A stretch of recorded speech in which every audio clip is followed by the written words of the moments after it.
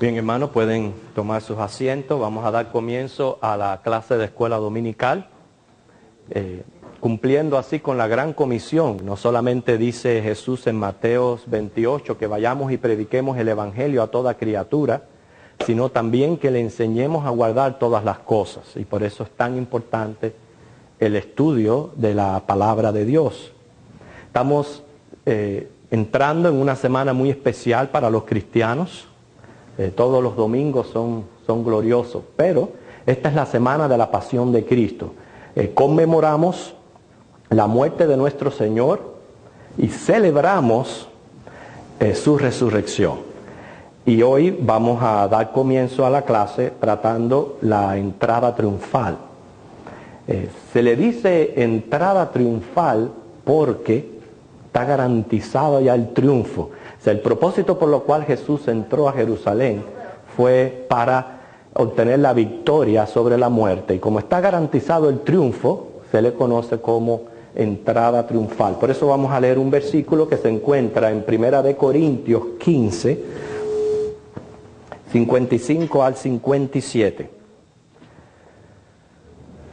Aquellos que están interesados vamos a estar escribiendo en la pizarra y mostrando algunos datos aquí en esta proyección, y estén interesados en tomar nota, les aconsejo que se acerquen un poquito más para que puedan ver, porque vamos a estar dando datos interesantes acerca de la entrada triunfal. Vamos a leer este versículo todos juntos, 1 Corintios, capítulo 15, 55 al 57. Todos. ¿Dónde está, oh muerte, tu aguijón? ¿Dónde, oh sepulcro, tu victoria? Ya que el aguijón de la muerte es el pecado, y el poder del pecado la ley. Mas gracias sean dadas a Dios, que nos da la victoria por medio de nuestro Señor Jesucristo. Así que, hermanos míos amados, estad firmes y constantes, creciendo en la obra del Señor siempre, sabiendo que vuestro trabajo en el Señor no es en vano. O sea, hoy vamos a estar aprendiendo detalles de la entrada triunfal, pero este versículo nos pone un reto delante como cristianos sobre el triunfo de Jesucristo sobre la muerte, y es estar firmes y constantes, creciendo en la obra del Señor. Muchas veces Jesús entró en Jerusalén desde pequeñito, desde niño. Los padres lo acostumbraron a llevarlo a la ciudad, porque ustedes saben que los judíos celebraban sus fiestas y las celebraban allí en Jerusalén. Cuando él comienza su ministerio público, que duró más o menos unos 3 años y medio por ahí, él visitaba Jerusalén, pero siempre lo trataba de ir en forma desapercibida. Pero en esta ocasión, él entra a Jerusalén, pero quiere claramente que lo reconozcan como el rey y Mesías que él. El pasaje se encuentra en Lucas, el capítulo 19,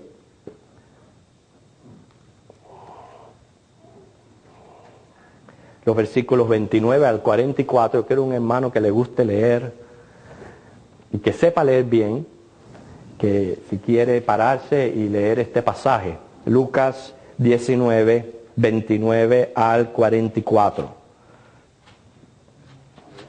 ¿Usted quiere, Roberto? Bueno, venga aquí al frente. Que vamos a seguir con la vista, la lectura del pasaje. Y aconteció que llegando cerca de Betfagé y de Betania, al monte que se llama de los Olivos, envió 2 de sus discípulos, diciendo: id a la aldea de enfrente, y al entrar en ella hallaréis un pollino atado, en el cual ningún hombre ha montado jamás. Desatadlo y traedlo. Y si alguien os preguntare, ¿por qué lo desatáis?, le responderéis así: porque el Señor lo necesita.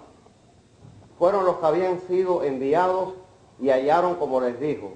Y cuando desataban el pollino, sus dueños les dijeron: ¿por qué desatáis el pollino? Ellos dijeron: porque el Señor lo necesita. Y lo trajeron a Jesús. y habiendo echado sus mantos sobre el pollino, subieron a Jesús encima, y a su paso tendían sus mantos por el camino. Cuando llegaban ya cerca de la bajada del monte de los Olivos, toda la multitud de los discípulos, gozándose, comenzó a alabar a Dios a grandes voces por todas las maravillas que habían visto, diciendo: bendito el Rey que viene en el nombre del Señor, paz en el cielo y gloria en las alturas. Entonces algunos de los fariseos de entre la multitud le dijeron: Maestro, reprende a tus discípulos. Él respondiendo les dijo: os digo que si estos callaran, las piedras clamarían.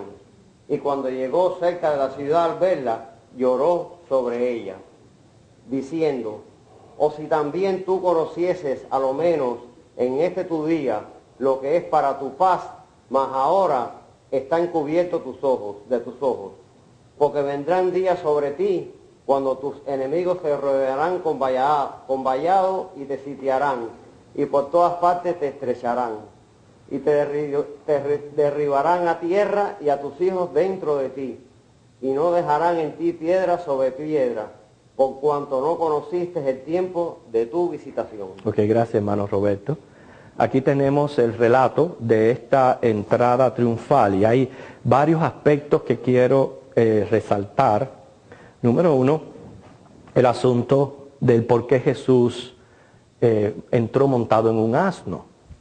Muchos creen que quizás esto es un detalle insignificante, que carece de importancia, pero no es así. ¿Por qué usted cree que Jesús entró montado en un asno? A ver, Caridad. Muy bien. A ver, otra opinión. Quería mostrar su humildad. Otra opinión. ¿Por qué Jesús entró montado en un asno?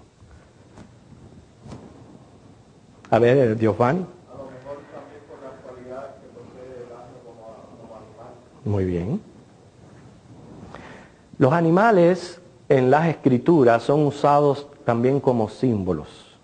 Encontramos muchos ejemplos: el cordero, el león, la paloma, la serpiente, el águila, la gallina, el lobo, el caballo y también el asno. Y lo que ustedes dijeron, hermanos, están en lo correcto. El hecho de que Jesús entra montado en un asno es porque las características de este animal tiene similitud con el carácter y la misión de Jesucristo.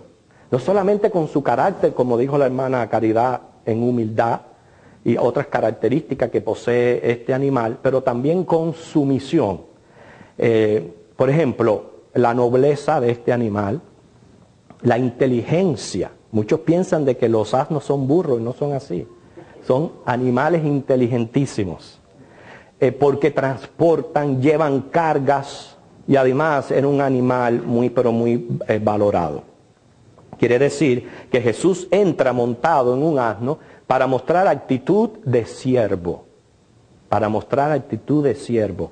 Otro aspecto era porque los reyes entraban a las ciudades montados en caballos blancos. Eso era algo que ellos hacían para mostrar que venían triunfantes y victoriosos de alguna pelea, de alguna guerra. Entonces Jesús entra, escoge un asno, ya sabemos, por su nobleza, para mostrar actitud de siervo, pero para indicar que él también, como rey y Mesías, entraba en Jerusalén, porque ya venía, fíjense, la entrada de un rey era porque ya había conquistado. Y Jesús entra, todavía no había ocurrido la crucifixión, pero él entra porque ya sabía que el próximo domingo, a los 8 días, él iba a estar resucitando de la muerte. Entonces, es por eso que él entra montado en un caballo, en un asno. El otro aspecto de este relato son la calurosa recepción que recibe de la multitud, pero eso lo vamos a dejar para el mensaje. Hay otro detalle muy interesante aquí, que es el versículo 42, que es cuando Jesús entra, pero llega y ve la ciudad y dice que llora sobre Jerusalén. Y en su lloro, él le decía, Jerusalén, si tú supieras nada más en este tu día. Fíjense, este es tu día. ¿A qué día se está refiriendo ahí el versículo 42? Dice, si tú supieras nada más lo que es para tu paz, o sea, que lo que yo estoy haciendo es para beneficiarte a ti, si tú lo conocieras, porque de cierto está encubierto de tus ojos. El pueblo judío se había basado en su religión, en sus ritos, pensaban que con esto ellos se justificaban delante de Dios. Sin embargo, llegaría el momento que todo su sistema religioso se iba a destruir, se iba a desboronar. Y por eso que Jesús llora sobre esta ciudad, en este tu día. Eso es un detalle interesante que nos lleva a un estudio, el estudio de las 70 semanas. Una profecía de Daniel que se encuentra en el capítulo 9, versículo 24 al 27. Vamos a buscar este pasaje. Daniel 9, 24 al 27. Ojalá el tiempo no nos traicione en la explicación de esta profecía, conocida por la profecía de las 70 semanas.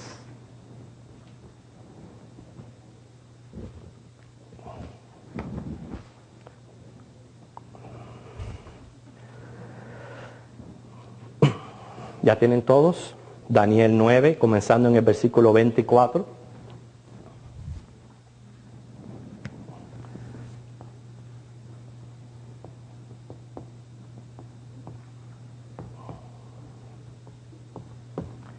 Vamos a estar viendo del 24 al versículo 27. La profecía sobre las 70 semanas. Nosotros ya la hemos dado en esta clase. Si hay alguien que le gustaría venir y explicarla. Entonces vale la pena repetirla, ¿verdad? Esta profecía tiene mucho que ver con las promesas de Dios y sobre todo con su segunda venida y la certeza que tenemos de que el Señor Jesús volverá y que volverá pronto. Dice el versículo 24, fíjense, 70 semanas están determinadas sobre tu pueblo y sobre tu santa ciudad. Detalle importante, esta profecía concierne al pueblo de Israel. Es concerniente a lo que va a suceder, no con nosotros como iglesia, sino con el pueblo de Israel. Por eso dice, 70 semanas están determinadas sobre tu pueblo y sobre tu santa ciudad. Dice, ¿qué es lo que va a suceder cuando se cumplan esas 70 semanas? Bueno, lo que va a ocurrir es el nacimiento del pueblo de Israel reconociendo a Jesucristo como Mesías. Y eso va a ocurrir durante la gran tribulación, la segunda mitad de 3 años y medio. Por eso dice, para terminar la prevaricación, poner fin al pecado, expiar la iniquidad, para traer la justicia perdurable, sellar la visión y la profecía y ungir al santo de los santos. O sea, entendemos ya que esta profecía tiene que ver con el pueblo de Israel. Ahora, es bien importante que nosotros entendamos que en esta profecía está encerrada una fórmula. ¿Okay? Esa fórmula es la de 70 semanas equivale a 70 7. 70 semanas equivale a 70 7. Y ahora les explico esto. Y una semana equivale a 7 años. Sumamente importante esta fórmula para entender la profecía. 70 semanas son 7 7.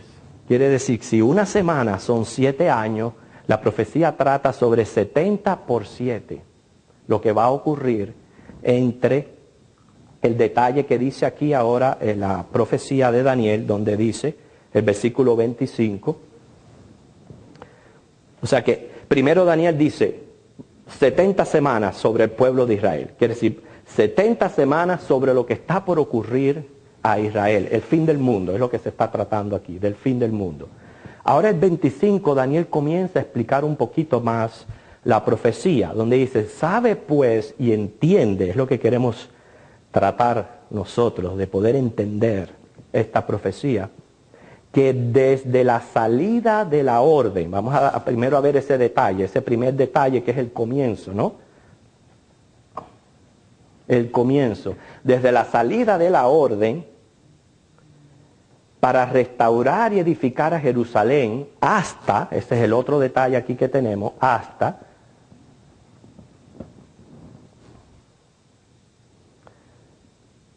el Mesías príncipe habrá, dice primero, 7 semanas, ¿no? Y después dice, y 62 semanas, ¿no dice así? 62 semanas. Y en tercer lugar, dice, bueno, se volverá a edificar la plaza, el muro en tiempos angustiosos, y después de las 62 semanas, se quitará la vida al Mesías, mas no por sí, y el pueblo de un príncipe que ha de venir destruir la ciudad y el santuario, y su fin será con inundación, y hasta el fin de la guerra durarán las devastaciones. Dice, y por otra semana, y por otra.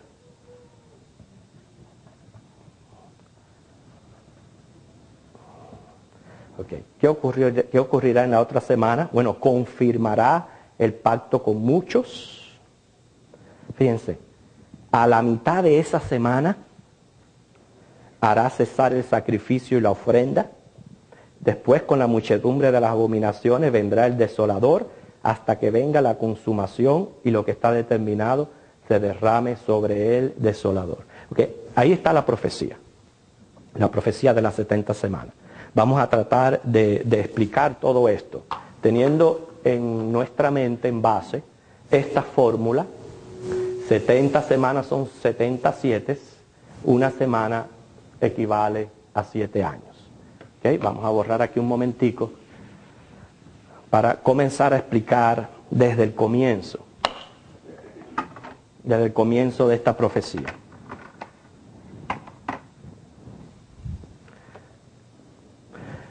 Según la fórmula, vamos a ver el primero de todo, que son, dice 7 años, ¿okay? Versículo 25, ¿okay? Dice que 7 semanas para edificar a Jerusalén.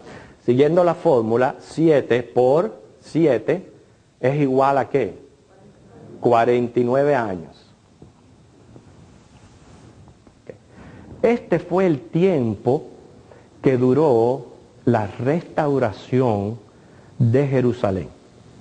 Ustedes saben que durante el cautiverio, los babilonios se llevaron al pueblo de Israel, pasó ese imperio, vino el imperio persa, y el imperio persa fue el que dio la orden de que los judíos regresaran a su tierra para reconstruir Jerusalén.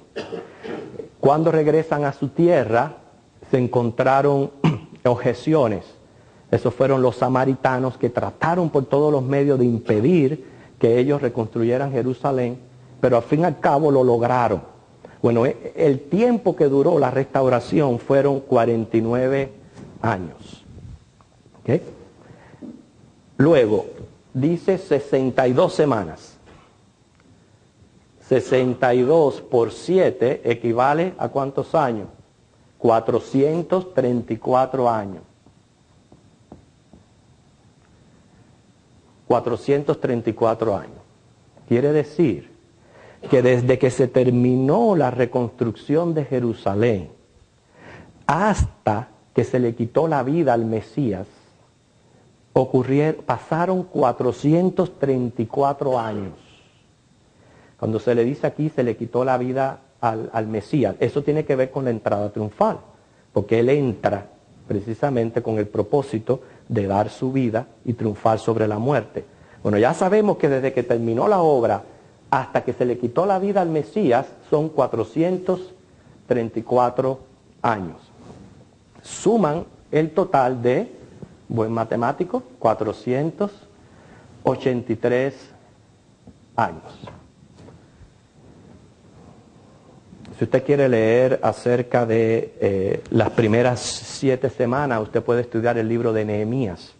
Los capítulos 3 al 6 son los que dan los detalles de la reconstrucción y de todo lo que tuvieron que pasar los judíos para poder reconstruir.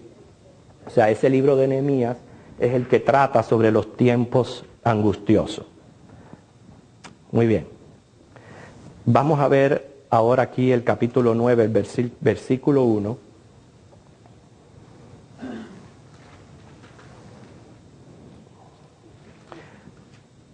Porque vamos a entender, o por lo menos conocer, la edad exacta con que Jesús murió. Y segundo, la fecha exacta que ocurrió la entrada triunfal. Por estos detalles que nos da la Biblia. Por eso que es tan importante este estudio de las 70 semanas para poder lograr estos datos. En el capítulo 9, versículo 1 de Daniel, dice así: en el año primero de Darío, hijo de Asuero, y de la nación de los Medos, que vino a ser rey sobre el reino de los caldeos, en el año primero de su reinado, yo, Daniel, miré atentamente en los libros el número de los años de que habló Jehová al profeta Jeremías, que habían de cumplirse las desolaciones de Jerusalén en 70 años. Cuando dice aquí en el año primero de Darío, se está refiriendo al año 522 antes de Cristo. En el 522 antes de Cristo dice que Daniel ya tenían los libros, las profecías de Jeremías. Ahí en Jeremías 25:11 es donde está el detalle que el cautiverio babilónico iba a durar 70 años. Esa profecía se encuentra ahí en Jeremías 25:11. Quiere decir que al finalizar de los 70 años, el pueblo de Jerusalén de Israel iba a regresar y iba a reconstruir Jerusalén. Y en efectivo el cautiverio babilónico duró del año 606 al 536 antes de Cristo. Ahora, aquí hay una orden, ¿verdad? Como vimos aquí en el versículo 24. 70 semanas están determinadas sobre tu pueblo y sobre tu santa ciudad para determinar la prevaricación. Dice el 25, sabe pues y entiende que desde la salida de la orden, ¿ok? ¿A qué orden se está refiriendo aquí el versículo 25? Bueno, está refiriendo a la orden que dio Artajerjes para que el pueblo fuera a Jerusalén. En esto nos va a ayudar el libro de Nehemías. Ok. Fue en el año 445 antes de Cristo, esa fecha es importante, 445 antes de Cristo que se dio esa orden. ¿Y cómo lo sabemos? ¿Cómo sabemos que esa fue la fecha? Nehemías capítulo 2, versículo 1. ¿Alguien lo lee, por favor?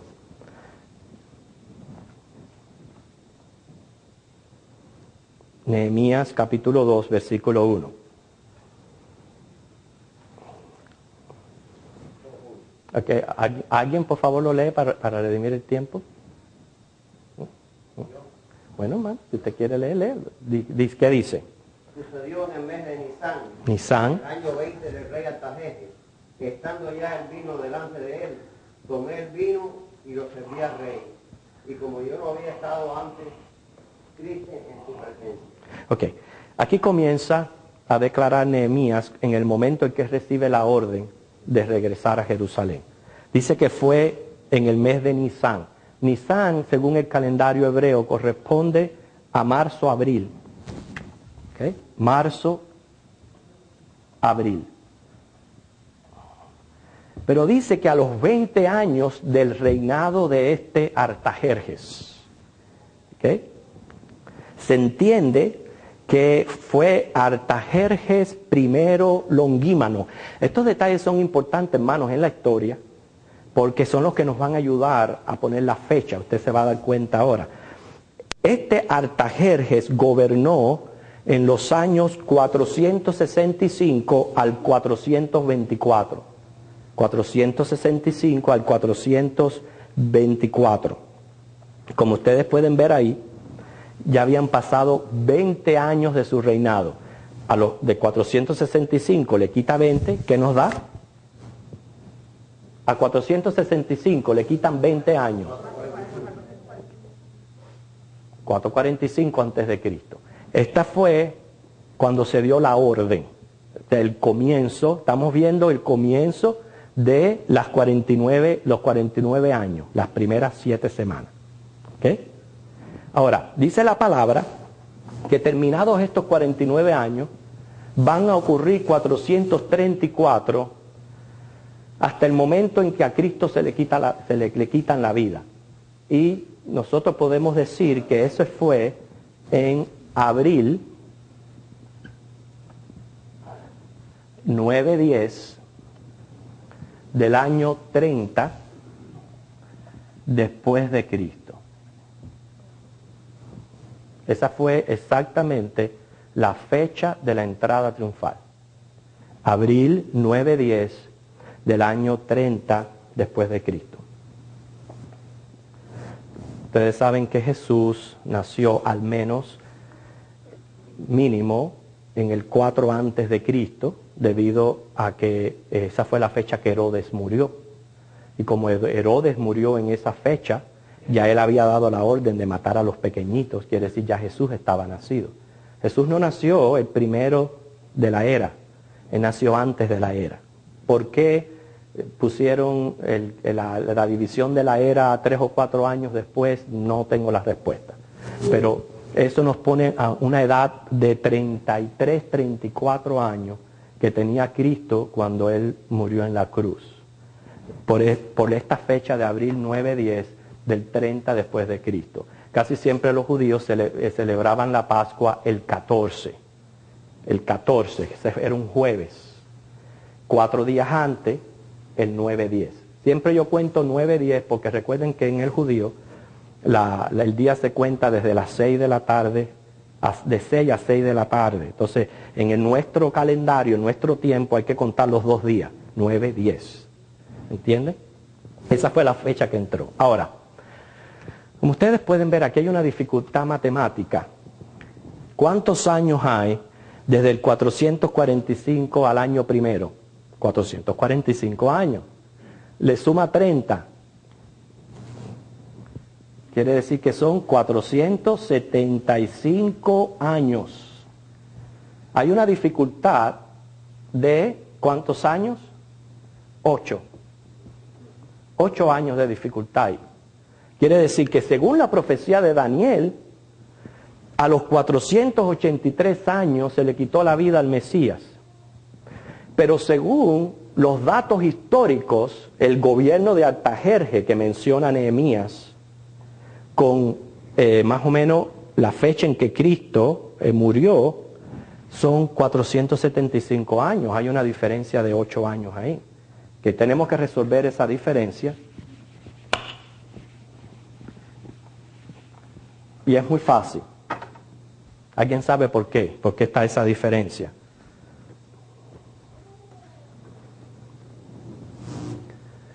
Hermano.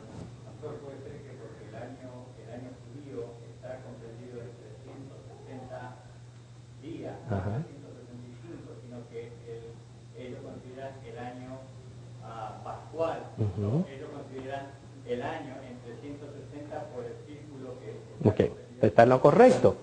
Lo sabemos según el calendario que usan las escrituras. Según el calendario nos puede dar la diferencia. Gracias, hermano. Hay 4 calendarios.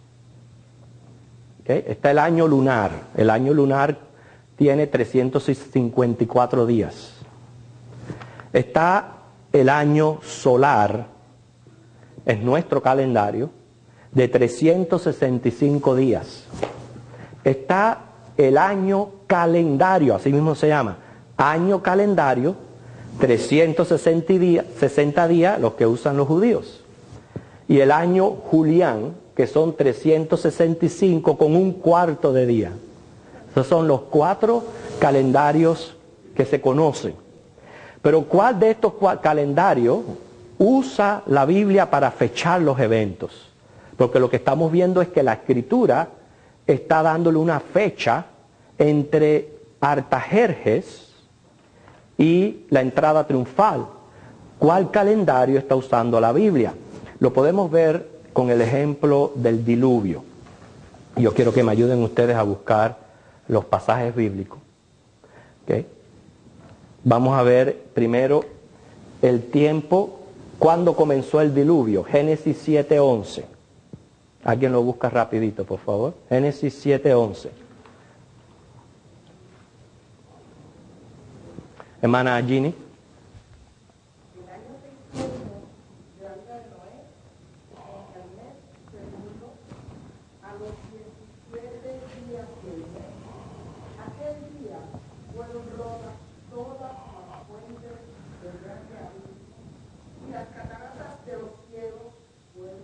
Muy bien.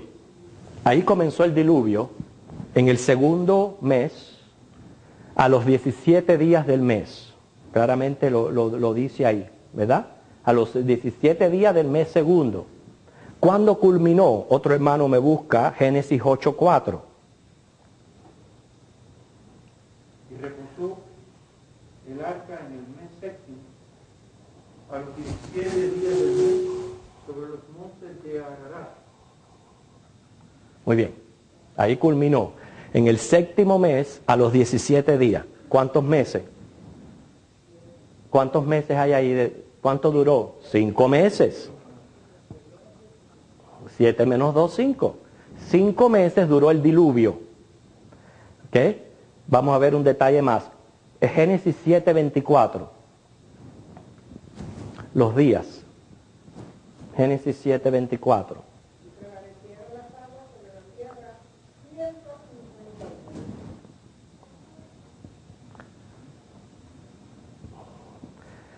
Okay. 150 días dividido en los 5 meses. Un buen matemático. ¿Cuánto? 30 días. Quiere decir que los meses eran de 30 días. Es diferente a nuestro calendario. 30 por 12 meses hace 360. Quiere decir que de los 4 calendarios que existen o que se conocen, la Biblia usa para fechar los acontecimientos el año calendario. Quiere decir que podemos concluir que los 476 años son, según nuestro calendario, el año solar.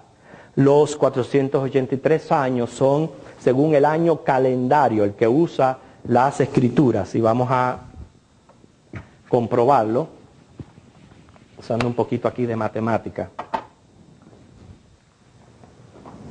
El año solar es de 365 días.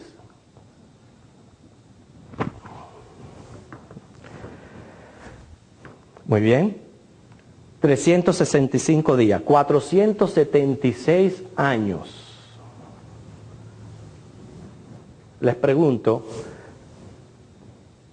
¿a qué se refieren esos años? A ver si ustedes están siguiendo el hilo de lo que estamos tratando.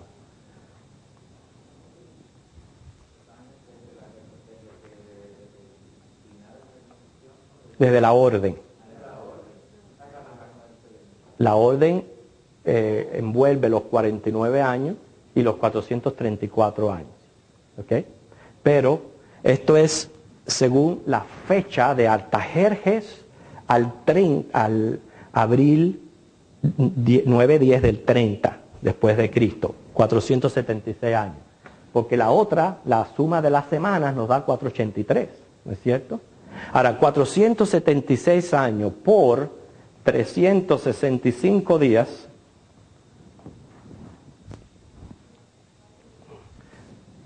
¿Quién es bueno usando calculadoras? O alguien que tenga una calculadora ahí que me multiplique. Yo tengo la cifra, pero quiero que ustedes lo hagan. Que multipliquen 476 por 365. ¿Alguien tiene una calculadora? Si no, aquí está. Alguien, un voluntario. A ver, hermano.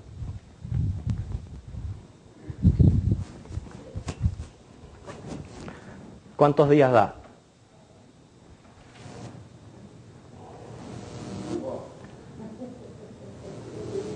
¿Cuánto? No, pero dígamelo.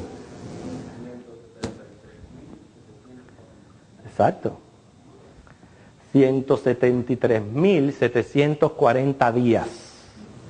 Pero recuerden que nuestro año solar, cada 4 años es año bisiesto. ¿No es cierto? Ahora, 476 años dividido entre 4 años, quiere decir cada 4 años es bisiesto, es igual a 119 días.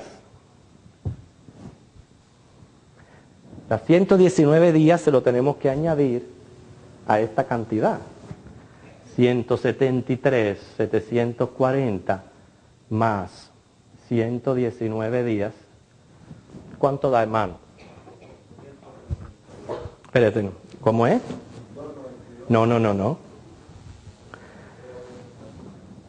173.859. Esa es la suma de los días. ¿Okay?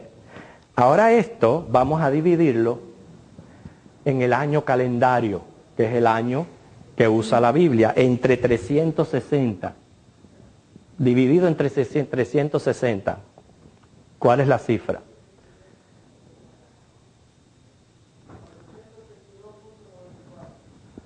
$482.941. Un buen matemático sabe que una vez que está el 9 hay que redondearlo. 483. ¿Se equivoca la Biblia? No se equivoca la Biblia. Da exactamente la misma cantidad de días. Sea que se use nuestro calendario o se use el calendario de la Biblia, sea que dé 476 o sea que dé 483. Lo cierto es que desde que terminó la obra hasta que se le quitó la vida al Mesías, hay esa cantidad de tiempo. Por eso nosotros podemos decir que en efectivo, un 9-10 de abril del año 30 después de Cristo, Jesús hizo su entrada triunfal en Jerusalén. Tiene que haber tenido unos 33, 34 años, no podemos decir con plena seguridad. Esa fue la edad en que él entregó su vida. ¿Okay? Pero no termina ahí la profecía. Porque dice, y por otra semana.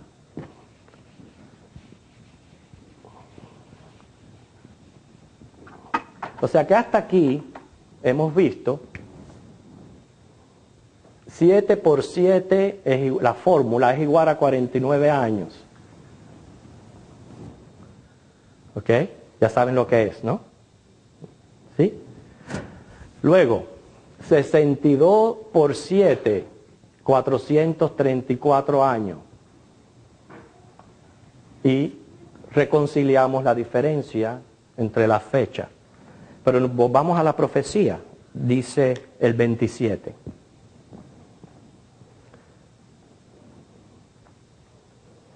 Y por otra semana confirmará el pacto con muchos. A la mitad de la semana hará cesar el sacrificio y la ofrenda. Quiere decir, y por otra. Noten que no es continua. No te dice que es seguida. O sea que cuando Cristo muere, ya ocurrieron de la profecía 69. Falta una. No dice continua, porque dice y por otra semana.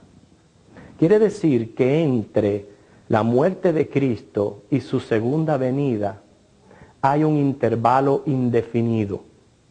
Por eso es que nosotros los cristianos no podemos ponerle fecha a la venida del Señor Jesús, porque es un tiempo indefinido. Y el mismo Señor Jesús lo dijo, nadie sabe el día ni la hora en que el Hijo del Hombre ha de venir. Nadie lo sabe. ¿ok? Pero sabemos muy bien, siguiendo la fórmula, que esas semanas son de 7 años. Ahora, ¿cómo podemos comprobar? Porque una cosa es que yo se los diga y otra cosa es que lo comprobemos con la Biblia, que en efectivo no es una semana continua.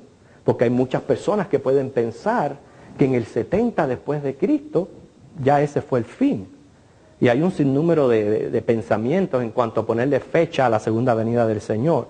Sin embargo, encontramos aquí que entre la semana 69 y la 70 se mencionan 2 eventos separados por 40 años. Sabemos que el primer evento es la muerte de Cristo, en el año 30. El segundo evento es el sitio a Jerusalén, o sea, lo que ocurrió en el año 70 después de Cristo, cuando el gobernador Tito entró a la ciudad. Después aquí hay un relato que no voy a tener el tiempo de darle detalles de cómo ocurrió ese evento, pero donde dice ahí, el versículo 26, 2 semanas se quitará la vida al Mesías, mas no por él, el pueblo de un príncipe que ha de venir destruirá la ciudad y el santuario. O sea, destruirá la ciudad y el santuario. Eso fue en el 70 después de Cristo. Quiere decir que hay 2 eventos separados por 40 años. Entonces la otra semana no puede ser continua. Por tanto, por ende, es indefinida. Y ahí se está refiriendo en efectivo cuando comienza lo que es la gran tribulación sobre la tierra. Durante la gran tribulación, sabemos que esa semana de 7 años, 1 por 7, 7, dice a la mitad, ¿no lo dice ahí la profecía? A la mitad de la semana, a los 3 años y medio, se va a cesar el sacrificio y la ofrenda. Porque ¿qué ocurrió? Bueno, cuando el anticristo aparece en la faz de la tierra, o me refiero, comienza prácticamente su ministerio, que primero viene como con el caballo blanco, mostrando paz. Durante este tiempo él hace un pacto con el pueblo de Israel por 7 años. Y él les dice, yo les voy a reconstruir el templo. Y ustedes van a volver a comenzar a ejercer su religión y todo el sistema de sacrificio que cesó en el 70 después de Cristo. O sea, cuando el judío, él se reúne en sinagogas, pero él no hace sacrificios fuera del templo. O sea, los sacrificios tienen que ser en el templo. Por eso es que desde el 70 después de Cristo, ellos no han vuelto a hacer un sacrificio. Ellos se reúnen para tratar la ley y las escrituras, pero no para hacer sacrificio. Desde ese entonces la religión ha sido interrumpida. Bueno, viene el anticristo y le va a decir, les voy a reconstruir el templo. Y ustedes van a poder renovar su sacrificio y van a poder hacer sus ofrendas a Dios. Y eso va a estar ocurriendo durante 3 años y medio. Y el pueblo va a estar en paz. Pero dice ahí, a la mitad de la semana, el anticristo va a decir, aquí estoy. Va a acabar con los sacrificios, va a romper su pacto. Es en el momento que él erige su estatua, exige la marca, exige la adoración y comienza a perseguir al pueblo de Israel. Al comenzar a perseguir al pueblo de Israel, Israel darse cuenta de que a quien han estado siguiendo, porque ellos adoran solo a Dios, como líder, como Mesías, es al anticristo, es que ellos se van a dar cuenta que al que crucificaron, en efectivo, fue el Mesías, fue Jesucristo. Y es cuando renace la nación de Israel, que por eso comienza la semana diciendo que se va a poder poner fin al pecado y fin a la iniquidad. En conclusión, hermanos, siguiendo la fórmula 1 semana por 7 años, los primeros 7 es la reconstrucción de Jerusalén, los segundos 7 es desde la reconstrucción hasta la entrada triunfal, la otra semana son los años de la gran tribulación y hacen un total de 70 semanas. Quiere decir, las profecías bíblicas se cumplen porque es palabra de Dios. Si se cumplió el pasado, hermano, tal y tal como lo dice la Biblia, si se cumplió, claro que se va a cumplir lo que falta. Si ya se cumplieron 69 semanas, esa otra está por cumplirse. Y eso es lo que nosotros estamos esperando como cristianos. Como cristianos estamos esperando irnos con el Señor cuando Él nos venga a arrebatar y llevarnos con Él al cielo, porque yo estoy bien seguro que el Señor no va a permitir que su iglesia pase por la gran tribulación. Entonces tenemos que estar velando y siendo sobrios por el día del fin del mundo. Ok, hermanos, antes de culminar, ¿hay alguna pregunta?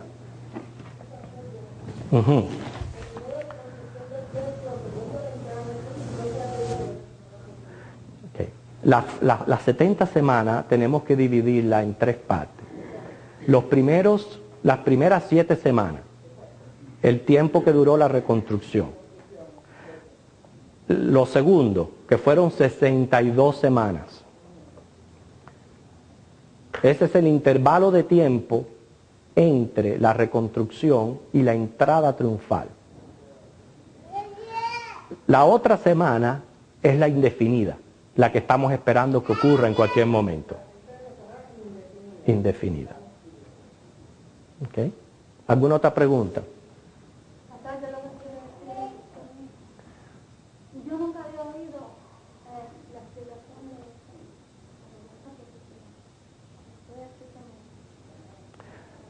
de Hermana, lo que nos tiene que darnos cuenta es que nosotros estamos adorando y sirviendo a un Dios que cumple con su palabra. Y un Dios que tiene un plan soberano.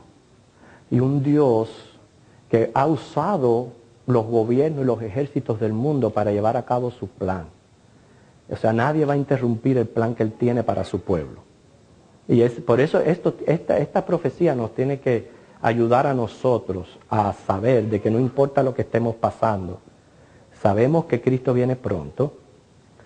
Las señales que hay nos dicen que esta semana está por venir. Y por otras promesas sabemos que Cristo nos va a llevar de este mundo. Muy bien. Ok, ¿había una otra pregunta? Manuel Eladio. Más que nada una reflexión, digo, de repente nosotros tenemos que estar seguros de que esta semana que falta no va a tocar a la iglesia, porque la iglesia va a ser arrebatada antes de esta semana. Estos 7 años, esta semana que viene luego, es la semana después del arrebatamiento de la iglesia y es la semana que le compete, es como que ahí empieza a funcionar nuevamente el reloj que Dios tiene con el pueblo de Israel. O sea que esta semana no le compete a la iglesia, porque la iglesia se retirará antes. Amén. ¿Cómo yo sé que la iglesia se va antes? ¿Qué pasaje yo puedo usar para corroborar eso? Vamos a buscar uno. Se encuentra en Tesalonicenses.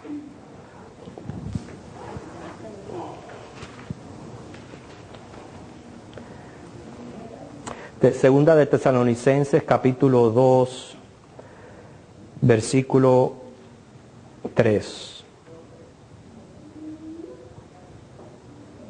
Esa es mi convicción del por qué sabemos que no vamos a pasar por esta tribulación. Segunda de Tesalonicenses, capítulo 2, versículo 3. Fíjense. Nadie os engañe en ninguna manera, porque no vendrá sin que antes venga la apostasía y se manifieste el hombre de pecado, el hijo de perdición. Ve, la manifestación del hombre de pecado es el anticristo, que va a ser en esa semana. El cual se opone, se levanta contra todo lo que se llama Dios o es objeto de culto, tanto que se siente en el templo de Dios como Dios, haciéndose pasar por Dios. ¿Cuándo va a ocurrir eso? A la mitad de la semana, cuando Él mismo se va a sentar en el templo que Él les reconstruyó al pueblo de Israel. ¿Okay? Y es cuando Él va a desolar y a hacer abominable el lugar santo. Dice el 5, ¿no os acordáis que cuando yo estaba todavía con vosotros decía esto? Okay. Esta es nuestra convicción del por qué nosotros no vamos a ver esta manifestación del anticristo. Dice, y ahora vosotros sabéis lo que lo detiene, a fin de que a su debido tiempo se manifieste. Él está siendo detenido. ¿Detenido por qué? Dice, porque ya está en acción el misterio de la iniquidad, solo que hay quien al presente lo detiene, hasta que Él a su vez sea quitado de en medio. El que lo está deteniendo es el Espíritu Santo que está en la iglesia. Una vez que la iglesia es quitada de en medio, el Espíritu Santo es quitado de en medio, que es lo único que está deteniendo al espíritu del anticristo, dice el 8, entonces se manifestará aquel inicuo a quien el Señor matará con el espíritu de su boca y destruirá con el resplandor de su venida. Inicuo cuyo advenimiento es por obra de Satanás, con gran poder, señales y prodigios mentirosos. Así que esa es la certeza que tenemos, que esa otra semana no la vamos a ver como iglesia. ¿Qué, hermanos? ¿Alguna otra pregunta o alguna otra observación? Hermano Willy. Y además de eso, en cuanto al tiempo del fin, el mismo Señor, yo no me explico cómo hay gente que están poniendo fecha, todavía siguen poniendo fecha. Y el mismo Señor como hombre dijo en Marcos 13:32 que ni él mismo sabía. Que es muy secreto el tiempo de su venida. Quiere decir que está guardado en secreto para el ser humano. Que solamente Dios lo sabe y Dios lo conoce ese día y ese tiempo. Ok, hermano, nos ponemos en pie. Por lo menos pudimos saber hoy 3 cosas importantes. El por qué usó un asno. No es por gusto, no fue porque se le ocurrió en ese momento buscar un asno y entrar. Hubo propósito por lo cual el Señor hizo eso, que es para mostrar su carácter y su ministerio como Mesías. Segundo, vimos lo que Él se refiere cuando le dijo a Jerusalén, en este tu día. O sea, ese día se estaba refiriendo al 70 después de Cristo, que iba a ser destruida. Sin embargo, en el 9-10 de abril del 30 después de Cristo, Él estaba entrando a conquistar el reino de la muerte. En el mensaje vamos a ver las frases que Jesús recibió en esta bienvenida. Oremos.